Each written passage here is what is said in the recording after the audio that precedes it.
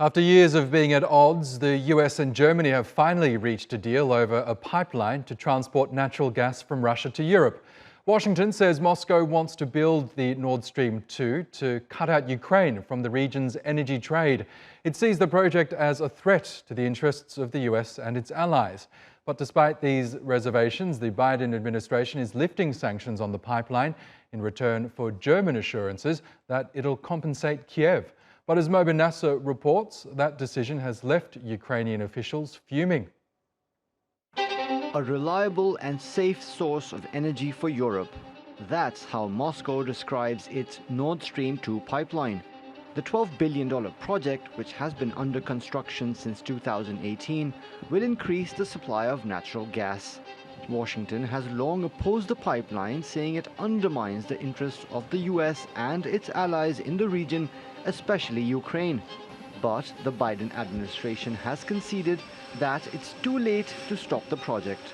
Nord Stream is 99% finished.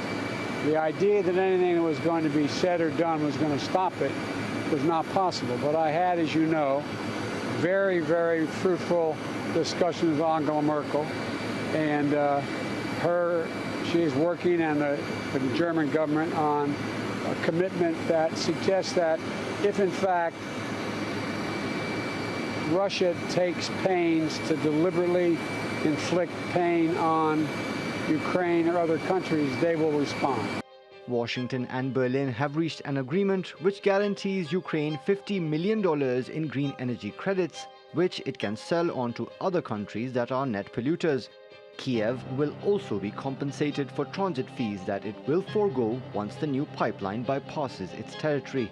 In return, Washington will allow the unimpeded flow of 55 billion cubic meters of natural gas from Russia to Europe. German Chancellor Angela Merkel is trying to allay fears expressed by Washington and Kiev that Moscow could exploit Europe's energy dependence. We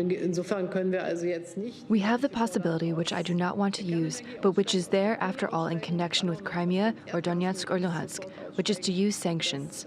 We are not without any tools to do something. But Kiev, which currently earns as much as $3 billion a year from gas transit fees, says the agreement doesn't guarantee its inclusion in the future of the region's energy trade. The fundamental problem is that it is still unclear whether Russia is ready to fulfill its obligations properly when it comes to the energy security of Ukraine and the preservation of Ukraine's role as a transit state. Moscow is also unhappy. It's criticized the wording of the deal, claiming it mischaracterizes Russia's gas exports as tools for destabilizing other countries.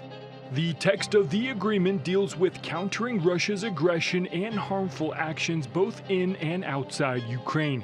We categorically disagree with this wording. Russia has never used energy resources as an instrument of political pressure. Despite the dispute over semantics, the agreement allows Moscow to finally turn on the taps on the Nord Stream 2 pipeline and cash in on Europe's growing demand for energy. Mobin Nasir, TRT World.